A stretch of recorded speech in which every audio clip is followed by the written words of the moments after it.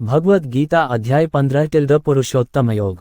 महापुरुषों ने संसार को विभिन्न दृष्टांतों से समझाने का प्रयास किया है। किसी ने इसी को भवाटवी कहा तो किसी ने संसार सागर कहा।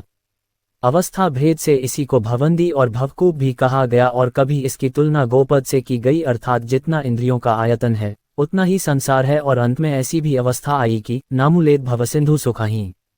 रामचरितमानस भवसिंधु भी सूख गया। क्या संसार में ऐसे समुद्र हैं? योगेश्वर श्री कृष्ण ने भी संसार को समुद्र और वृक्ष की संज्ञा दी। अध्याय 12 में उन्होंने कहा, जो मेरे अनन्य भक्त हैं उनका संसार समुद्र से शीघ्र ही उद्धार करने वाला होता हूँ। यहाँ प्रस्तुत अध्याय में योगेश्वर श्री कृष्ण कहते हैं कि संसार एक वृक्ष है, उसको काटते हुए ही योगी जन उस परमपद को खोजते हैं। श्री भगवान उवाच ऊर्ध्वमूलमध शाखमश्वत्थ प्राहुरव्ययम् छंदासी यस्य पर्णानि यस्तम वेद स वेदवित्।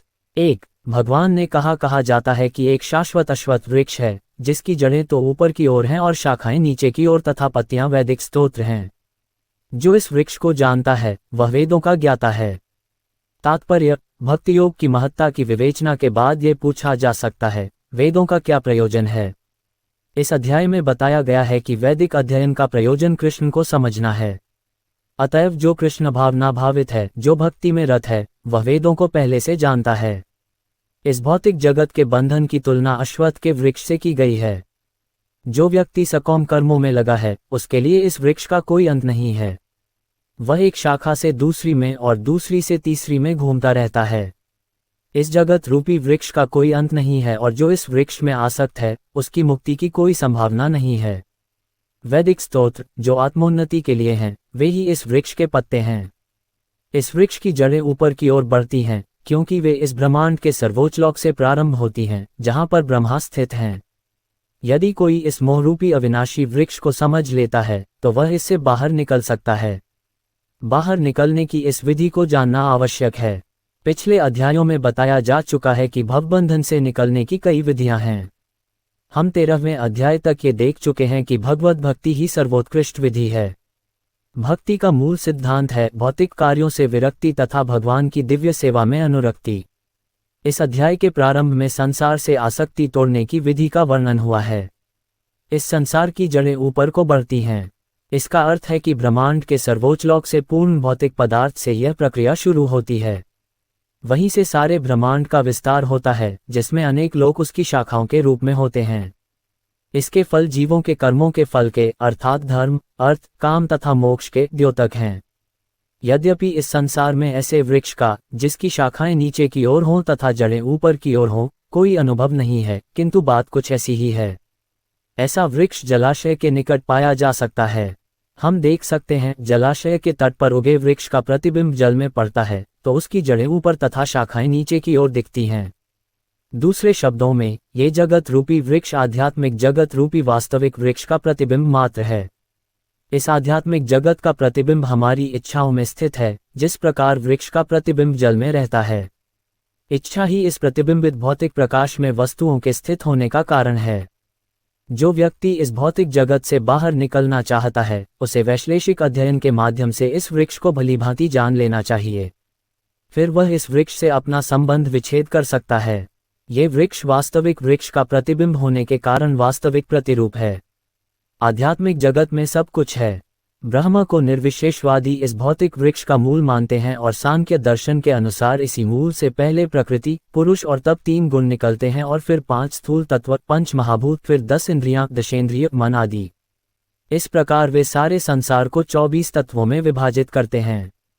यदि ब्रह्म समस्त अभिव्यक्तियों का केंद्र है तो एक प्रकार से यह भौतिक जगत 180 अंश गोलार्ध में है और दूसरे 180 अंश गोलार्ध में आध्यात्मिक जगत है। चूंकि यह भौतिक जगत उल्टा प्रतिबिंब है अतः आध्यात्मिक जगत में भी इसी प्रकार की विविधता होनी चाहिए। प्रकृति परमेश्वर की बहिरंगा शक्ति है और पुरुष साक्षात परमेश्वर है। इसकी व्याख्या भगवद गीता में हो चुकी है। चूंकि यह अभिव्यक्ति भौतिक है अतः क्षणिक है। प्रतिबिंब भी क्षणिक होता है क्योंकि कभी वह दिखता है और कभी नहीं दिखता, परंतु वह स्रोत जहां से यह प्रतिबिंब प्रतिबिंबित होता है शाश्वत है। वास्तविक वृक्ष के भौतिक प्रतिबिंब का विच्छेदन करना होता है। जब कोई कहता है कि अमुक व्यक्ति वेद जानता है तो इससे समझा जाता है कि वह इस जगत की आसक्ति से विच्छेद करना जानता है। यदि वह इस विधि को जानता है तो समझिए कि वह वास्तव में वेदों को जानता है। जो व्यक्ति वेदों के कर्मकांड द्वारा आकृष्ट होता है, वह इस वृक्ष की सुंदर हरी पत्तियों से आकृष्ट होता है। वह वेदों के वास्तविक उद्देश्य को नहीं जानता।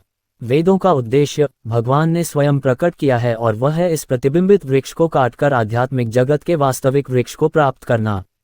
अधश्चोर्ध्वं प्रसृतास्तस्य शाखा गुण प्रवृद्धा विषय प्रवालाः अधश्च मूलान्यनुसंततानि कर्मानुबंधिनी मनुष्य लोके। 2. इस वृक्ष की शाखाएं ऊपर तथा नीचे फैली हुई हैं और प्रकृति के 3 गुणों द्वारा पोषित हैं। इसकी टहनियां इंद्रिय विषय हैं। इस वृक्ष की जड़ें नीचे की ओर भी जाती हैं, जो मानव समाज के सकौम कर्मों से बंधी हुई हैं। तात्पर्य: अश्वत्थ वृक्ष की यहाँ और भी व्याख्या की गई है। इसकी शाखाएं चतुर्दिक फैली हुई हैं। निचले भाग में जीवों की विभिन्न योनियां हैं, यथा मनुष्य, पशु, घोड़े, गाय, कुत्ते, बिल्लियां आदि। ये सभी वृक्ष की शाखाओं के निचले भाग में स्थित हैं। लेकिन ऊपरी भाग में जीवों की उच्च योनियां हैं, यथा देव, गंधर्व तथा अन्य बहुत सी उच्चतर योनियां। जिस प्रकार सामान्य वृक्ष का पोषण जल से होता है, उसी प्रकार यह वृक्ष प्रकृति के 3 गुणों द्वारा पोषित है। कभी कभी हम देखते हैं कि जलाभाव से कोई भूखंड वीरान हो जाता है तो कोई खंड लहलहाता है। इसी प्रकार जहाँ प्रकृति के किन्हीं विशेष गुणों का आनुपातिक आधिक्य होता है, वहाँ उसी के अनुरूप जीवों की योनियां प्रकट होती हैं। वृक्ष की टहनियां इंद्रिय विषय हैं। विभिन्न गुणों के विकास से हम विभिन्न प्रकार की इंद्रियों का विकास करते हैं और इन इंद्रियों के द्वारा हम विभिन्न इंद्रिय विषयों का भोग करते हैं। शाखाओं के सिरे इंद्रियां हैं, यथा कान, नाक, आँख आदि, जो विभिन्न इंद्रिय विषयों के भोग में आसक्त हैं। टहनियां शब्द, रूप, स्पर्श आदि इंद्रिय विषय हैं। सहायक जड़ें राग तथा द्वेष हैं, जो विभिन्न प्रकार के कष्ट तथा इंद्रिय भोग के विभिन्न रूप हैं। धर्म अधर्म की प्रवृत्तियां इन्हीं गौण जड़ों से उत्पन्न हुई मानी जाती हैं, जो चारों दिशाओं में फैली हैं। वास्तविक जड़ तो ब्रह्मलोक में है, किंतु अन्य जड़ें मर्त्यलोक में हैं। जब मनुष्य उच्चलोकों में पुण्य कर्मों का फल भोग चुकता है, तो वह इस धरा पर उतरता है और उन्नति के लिए सकौम कर्मों का नवीनीकरण करता है। यह मनुष्यलोक कर्म क्षेत्र माना जाता है।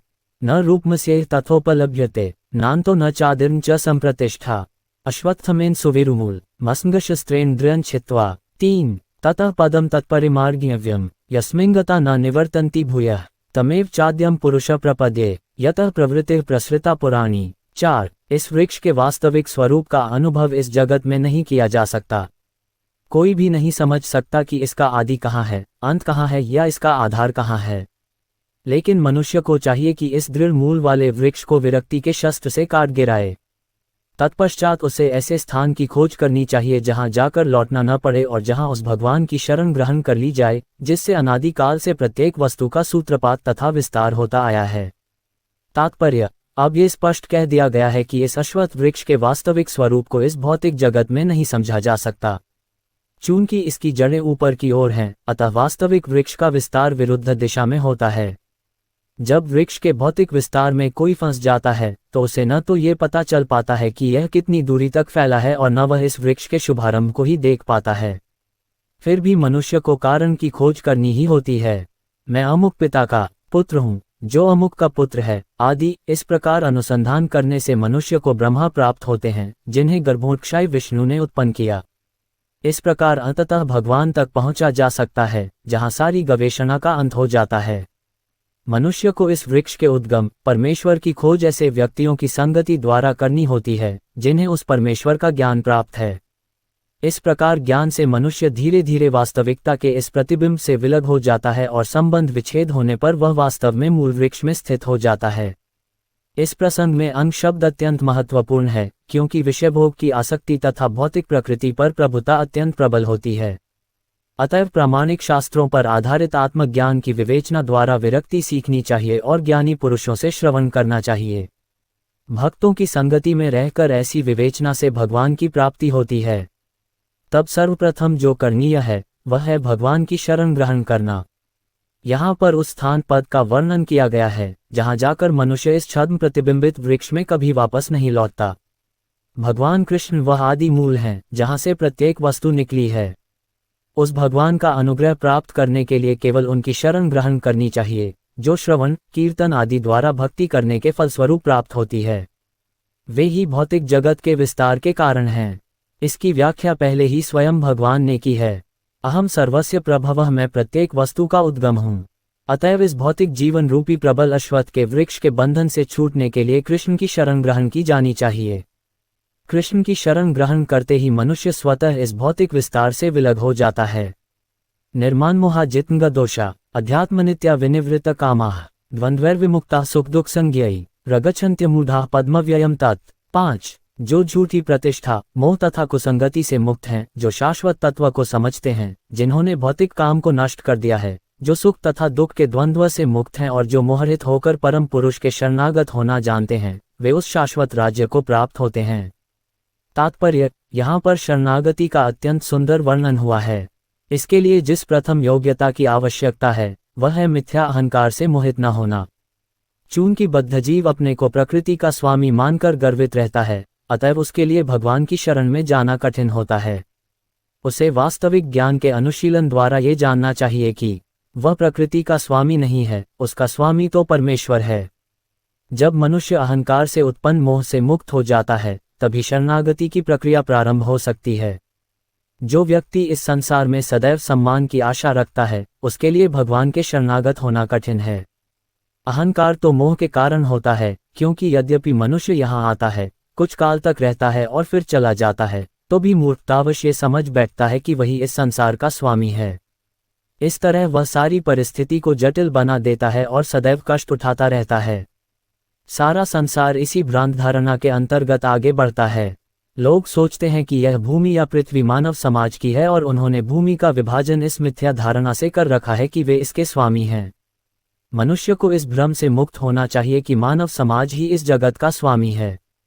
जब मनुष्य इस प्रकार की भ्रांत धारणा से मुक्त हो जाता है, तो वह पारिवारिक, सामाजिक तथा राष्ट्रीय स्नेह से उत्पन्न कुसंगतियों से मुक्त हो जाता है। ये त्रुटिपूर्ण संगतियां ही उसे इस संसार से बांधने वाली हैं। इस अवस्था के बाद उसे आध्यात्मिक ज्ञान विकसित करना होता है। उसे ऐसे ज्ञान का अनुशीलन करना होता है कि वास्तव में उसका क्या है और क्या नहीं है। और जब उसे वस्तुओं का सही सही ज्ञान हो जाता है तो वह सुख दुख, हर्ष विषाद जैसे द्वंद्वों से मुक्त हो जाता है। वह ज्ञान से परिपूर्ण हो जाता है और तब भगवान का शरणागत बनना संभव हो पाता है। न तद्भासयते सूर्यो न शशांको न पावकः यद्गत्वा न निवर्तन्ते तद्धाम परमं मम। 6 वह मेरा परम धाम न तो सूर्य या चंद्र के द्वारा प्रकाशित होता है और न अग्नि या बिजली से। जो लोग वहां पहुंच जाते हैं, वे इस भौतिक जगत में फिर से लौटकर नहीं आते।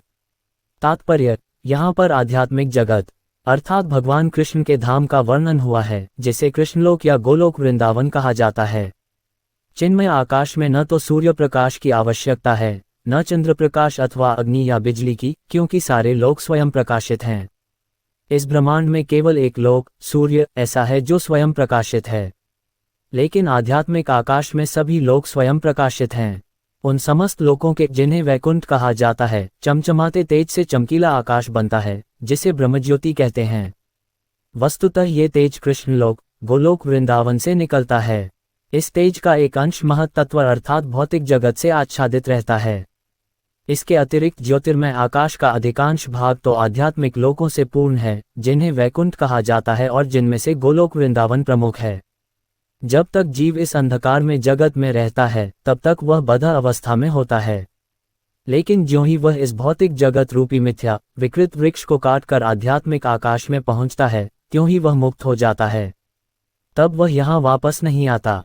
इस बद्ध जीवन में जीव अपने को भौतिक जगत का स्वामी मानता है, लेकिन अपनी मुक्त अवस्था में वह आध्यात्मिक राज्य में प्रवेश करता है और परमेश्वर का पार्षद बन जाता है। वहां पर वह सच्चिदानंदमय जीवन बिताता है। इस सूचना से मनुष्य को मुग्ध हो जाना चाहिए। उसे उस शाश्वत जगत में ले जाए जाने की इच्छा करनी चाहिए और सच्चाई के इस मिथ्या प्रतिबिंब से अपने आप को विलग कर लेना चाहिए। जो इस संसार से अत्यधिक आसक्त है, उसके लिए इस आसक्ति का छेदन करना दुष्कर होता है। लेकिन यदि वह कृष्ण भावनामृत को ग्रहण कर ले, तो उसके क्रमशः छूट जाने की संभावना है। उसे ऐसे भक्तों की संगति करनी चाहिए जो कृष्ण भावना भावित होते हैं।